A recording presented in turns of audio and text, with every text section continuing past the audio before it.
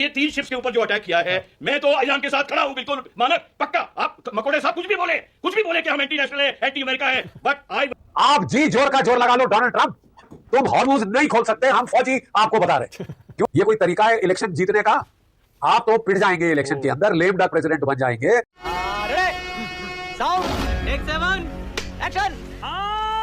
General Bakshi, इसका मतलब जो ट्रंप साहब कह रहे हैं I am their target number 1।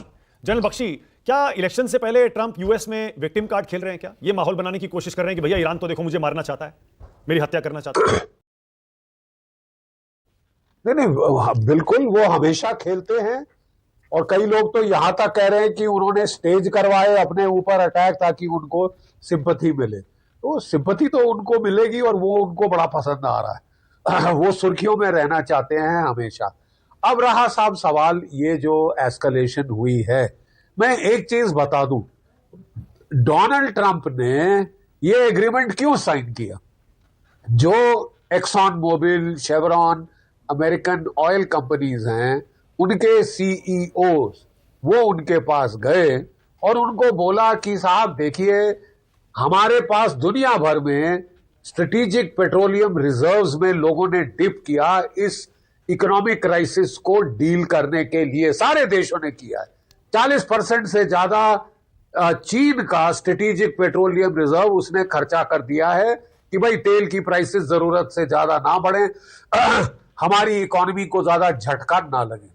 America ने भी किया है, भारत ने भी किया है, जापान, कोरिया वगैरह सारी दुनिया भर के देशों ने आज यहां पे ये कदम उठाया है कि हम अपना जो स्ट्रेटेजिक पेट्रोलियम रिजर्व से खर्चा करके इकोनॉमी को रोक के रखा, को संभाल के रखा, अब हमको वो स्ट्रेटेजिक पेट्रोलियम रिजर्व रिप्लेनिश करने होंगे। प्लीज अंडरस्टैंड, ये बड़ी अच्छी बात कही आप। रिप्लेनिश का मतलब तेल की डिमांड एकदम से बढ़ेगी और अगर 22% गल्फ का तेल अवेलेबल नहीं होगा तो साहब दुनिया में तेल की कीमत सर पे चढ़ जाएगी, $150 प्रति बैरल, $200 प्रति बैरल। तो साहब इसलिए प्रेसिडेंट ट्रंप साहब ने झक मार के ये जो है डील साइन करी थी। डील का पहला क्लॉज कहता है कि तुरंत सीज फायर होगा, अमेरिका और उसके एलाइज मतलब इजराइल शामिल सीज फायर करेंगे और सीज फायर लेबनान तक एक्सटेंड होगा। लेबनान की सॉवरेनिटी, सिक्योरिटी, ये पहला क्लॉज है। आपने साइन क्यों किया? अगर आपने करना नहीं था, पहले दिन से इजराइल ने बोल दिया कि साहब हमने कोई फायर बंद नहीं करना, हम बमबारी करते रहेंगे बेरूट पे, जो करना है कर लो। ठेंगा दिखा दिया डोनाल्ड ट्रंप को। इससे साहब एक चीज तो जाहिर है, जो जूइश ज़ायनिस्ट लॉबी है वो फंड करती है प्रेसिडेंट डोनाल्ड ट्रंप की इलेक्शन। जो कांग्रेस के सेनेटर्स हैं उनकी इलेक्शन फंड करती है अमेरिका में और उसका कंट्रोल है। कौन है ये लोग? कहां से आते हैं? मुंह की खा के डोनाल्ड ट्रंप साहब को दोबारा लड़ाई छेड़नी पड़ी, लेकिन अब डोनाल्ड ट्रंप साहब को भी फैसला करना पड़ेगा कि वो जूइश लॉबी की जी हजूरी करेंगे या वो अपने हित भी देखेंगे। अगर लड़ाई खत्म ना हुई तो मिड टर्म इलेक्शन के चलते डोनाल्ड ट्रंप की पार्टी तबाही फेस करेगी। देखिए साहब, अमेरिका के अंदर तेल की कीमत $2 प्रति गैलन थी, आज के दिन $6 प्रति गैलन पे आ गई। जो आपकी इन्फ्लेशन चढ़ रही, फूड प्राइसेस चढ़ रही, फर्टिलाइजर प्राइसेस 42% बढ़ गई। ये कोई तरीका है इलेक्शन जीतने का? आप तो पिट जाएंगे इलेक्शन के अंदर, लेम डक प्रेसिडेंट बन जाएंगे। तो मारना आपको ईरान वाले मारे ना मारे, आप साहब इंपीच जरूर हो सकते हैं। ठीक है, डोनाल्ड ट्रंप जो कुछ कर लें, वो जो उस इलाके की ज्योग्राफी, जो भूगोल है साहब, उसको नहीं बदल सकते आप। भगवान नहीं हो आप। पूरा नॉर्दर्न तट गल्फ ऑफ हॉर्मूज का ईरान की शोरलाइन है और वहां क्लिफ्स ही क्लिफ्स हैं, क्लिफ्स में गुफाएं हैं, क्लिफ्स में उन्होंने टनल्स बनाई हैं, वहां लगाए हैं अपने ballistic missiles, cruise missile, drones. आप जी जोर का जोर लगा लो डोनाल्ड ट्रंप, तुम हॉर्मूज नहीं खोल सकते, हम फौजी आपको बता रहे। करा ली बेइज्जती। क्योंकि हॉर्मूज खोलने के लिए कम से कम आपको 2 लाख सिपाही लगाने पड़ेंगे जो नॉर्दर्न कोस्ट लाइन है उसको पकड़ने। 2 लाख में से 20-30 हजार मारे जा सकते हैं। लड़ाई 18 महीने खिंच सकती है, यह पेंटागन ने कहा है, लीक किया था सीक्रेट ब्रीफिंग वॉशिंगटन पोस्ट को। और अगर आप रेजिम चेंज करना चाहते हैं, आपको बूट्स ऑन द ग्राउंड डालने पड़ेंगे। एक चीज प्लीज समझ लीजिए, फौजी ट्रूथ समझ लीजिए। जब अमेरिका ने 1991 में इराक पे हमला किया था, कितनी फौज लगानी पड़ी थी ग्राउंड पे? 7.5 lakh, 750,000 boots on the ground. Iraq का साइज ईरान से 4 गुना छोटा है, रेत ही रेत है, इब्राहिम टैंक्स किसी भी कोने में जा सकते हैं। ईरान का साइज 4 गुना बड़ा है, पहाड़ी पहाड़ हैं, एल्बर्स पहाड़, Zagros mountain, cliffs on the shoreline.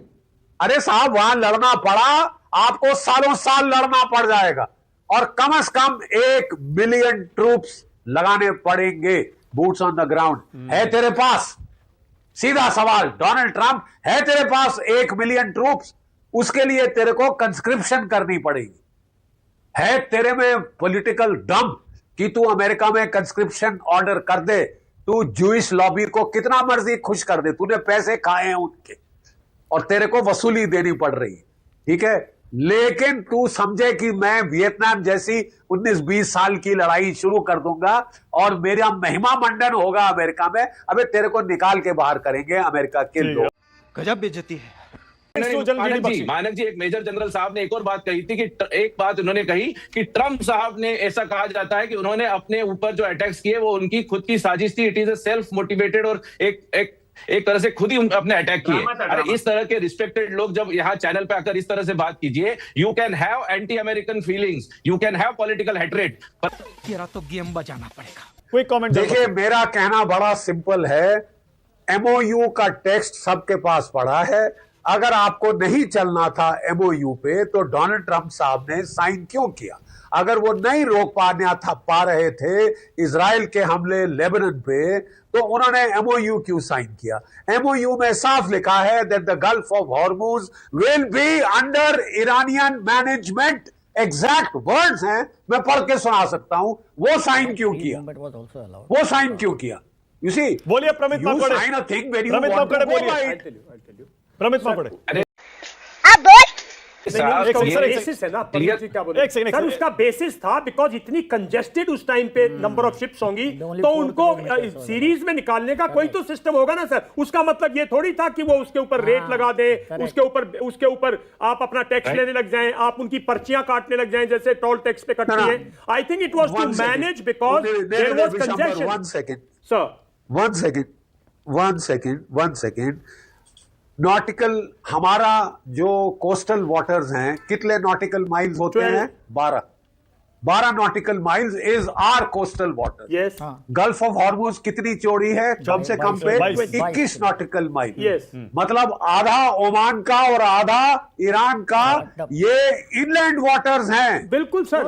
Correctly speaking, if you go by the उन क्लॉज, ये इनलैंड वाटर बनते हैं, ये इनलैंड वाटरवेज है। And Iran is not without logic in saying कि ये हमारा और ओमान का हक है इसके नहीं, but sir general Bakshi, one second sir, general Bakshi, we have no other means of defending ourselves. General Bakshi, हमारे ऊपर तो चलते रहेंगे जनरल बख्शी, ईरान के हमले। General Bakshi, one second sir, एक सेकंड मारने की फिर जनरल बख्शी सुन पा रहे हैं मुझे? जनरल बख्शी, यही सवाल कहां तक चल सकता है साहब? कल वो भारत के मोदी जी को मार सकते हैं, उसको अधिकार है, बाप का राज है। Somewhere it has to stop. Somewhere it has to stop. Okay, all right. चलिए जल्द जारी। ये बड़ी अच्छी बात कही आप। इसीलिए उसके पास कोई चारा नहीं, उसने फिर गल्फ ऑफ हॉर्मुज का कार्ड प्ले किया है। उसको भी तो अपनी जान बचानी है। जनरल जानी, यहीं से शुरू करिए। जानी साहब, यहीं से शुरू करिए। ओमानी वाटर्स में ईरान का ये हमला क्या जस्टिफाइड है? चाहे वो एमओयू में लिखा है या नहीं लिखा है, डिबेटेबल है। This question is to whom? General Jaini साहब बोलिए। हाँ, मानक जय हिंद। आपको मुझे को इनवाइट करने के लिए बहुत बहुत धन्यवाद। आज के पैनल पे मेरे बड़े आलिम फाजिल दोस्त लोग general Bishambar, general GD Bakshi, अपने जमीर साहब के साथ पहले भी डिबेट हो चुकी है, मकोड़े साहब के साथ। तो मैं 3-4 बातें कहना चाहता हूं जो कि भले ही चाहे रिपीटिशन हो पहले डिबेट्स का। पहली बात, ये MOU, ये MOU में यू नहीं होना चाहिए था, MOM होना चाहिए था। It is not a memorandum of understanding, it is a memorandum of misunderstanding. Because जब कोई अंडरस्टैंडिंग ही नहीं है आपस में, तो फिर ये MOU कैसे हो गया मानक? ये तो MOM होना चाहिए था। क्यों मैं बोल रहा हूं इसका थोड़ा मुझे टाइम दें थोड़ा। देखिए, हर एक देश का, हर एक वॉरिंग एंटिटी का अलग अलग उद्देश्य है। अमेरिका का उद्देश्य है हम जीत जाए, हमारी अकाउंटेबिलिटी ना हो। क्यों? क्या हुई?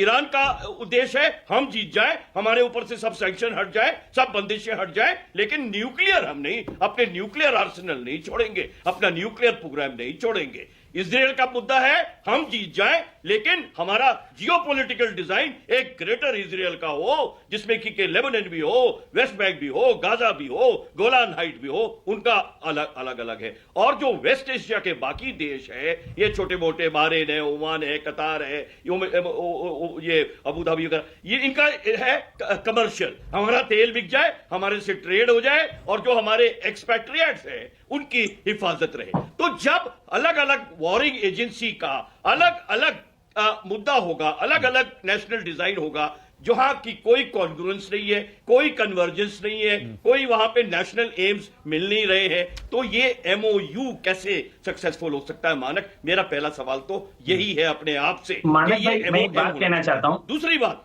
please let me finish. When you were talking, I did not disturb you. No, sorry. Please let me finish. Then you can come after the okay of the anchor.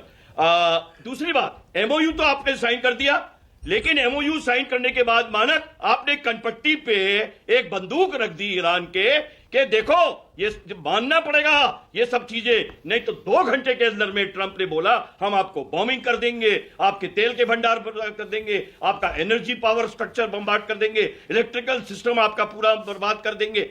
ऐसे होता है क्या? आप MOU या आप आपस में शांति की बातें अगर हो तो शर्म करो शर्म। और दूसरी बात, इसमें विलेन ऑफ द पीस कौन है? विलेन ऑफ द पीस है इसमें Netanyahu, villain of the peace है इजराइल। आप मत भूलें कि जून 2025 में किसने अटैक किया था, जब कतार में बातें चल रही थी और ईरान मानने के लिए काफी बातें तैयार था, इजराइल ने अटैक किया था। आप 27 फरवरी को भी देखें किसने अटैक किया था, इजराइल ने अटैक किया था, नेतन्याहू ने अटैक किया था, बिना पूछे ट्रंप को। उसको मालूम था कि मैं एक बार अटैक कर दूंगा तो ट्रंप तो मेरे साथ में आ ही जाएगा। दूसरी अगली बात कि ये 3 शिप्स के ऊपर जो अटैक किया है, मैं तो ईरान के साथ खड़ा हूं, बिल्कुल मानक, पक्का। आप मकोड़े साहब कुछ भी बोले कि हम एंटी नेशनल है, एंटी अमेरिका है, but I will want to be with facts. The fact is, जो कि हफीज जमीर साहब सही बोल रहे थे, MOU में क्लॉज नंबर 4 पढ़िए, उसमें क्लियरली लिखा हुआ है कि जितनी भी शिप्स जाएंगी ईरान की मर्जी से जाएंगी, ईरान के एडमिनिस्ट्रेशन से जाएंगी, ईरान की इजाजत से जाएंगी। तो क्या ये 3 शिप्स ने इजाजत ली थी? हमें नहीं मालूम। और जो हम अभी बात जीडी बख्शी साहब कह रहे थे, अरे भाई पूरा ही 22 किलोमीटर का है, 12 किलोमीटर उनका, 13 किलोमीटर इनका, तो ये तो इंटरनल वाटर हो गया, इंटरनेशनल वाटर कहां से हो गया? ये अनक्लॉज का। आप एक इंटरनेशनल अरेंजमेंट को, एक इंटरनेशनल प्रोटोकॉल को दूसरे इंटरनेशनल प्रोटोकॉल के साथ नहीं भिड़ा सकते। मतलब आप अगर convention of the war of the seas, law of the seas, please let me finish. जब अनक्लॉज कहती है कि ये इंटरनल वाटर्स है, 12 उनके, 13 इनके, 13 उनके, 12 इनके, तो कहां से ये इंटरनेशनल फ्री वाटरवे हो गया? और दूसरी बात तो सही है। दूसरी बात, चाहे होगा ये पहले फ्री वाटरवे होगा मानक, लेकिन इस लड़ाई के बाद ईरान को पक्का महसूस हो गया है कि Hormuz can be weaponised. Hormuz हमारा नेशनल एसेट है। होर्मुज से जो भी शिप निकलेगी $1 पर बैरल हम लेंगे, हमने टोल लेंगे, टैक्स लेंगे। तो they have realised 49 years they have waited for this day मानक। And now that day has come. ठीक है, दूसरी ओके। बात, अब जैनी साहब रुकिएगा। वहां खत्म Alright, करूंगा, ओके, कि जैनी वहां साहब मैं खत्म रुकिएगा। करूंगा, अभी 30 सेकंड, अच्छा, 10 सेकंड, I will एक finish. बात कहना 10 चाहता seconds था and then थोड़ी you there. can take the. Please keep quiet, Mr. Makode. Please keep quiet when I'm talking. Next thing is कि ट्रम्प साहब की बात, you upset my mind mister मकोड़े।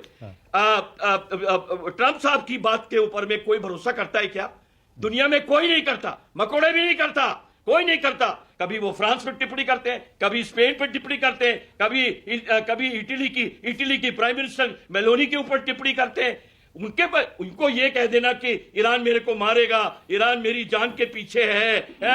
This is all bullshit. He is only trying to make a public opinion in his own constituency in America. ठीक है, okay, अब रुक जाइए, जानी साहब रुकिएगा जरा, कर्नल टिक्कू। मतलब देखिए, शर्म ही नहीं है।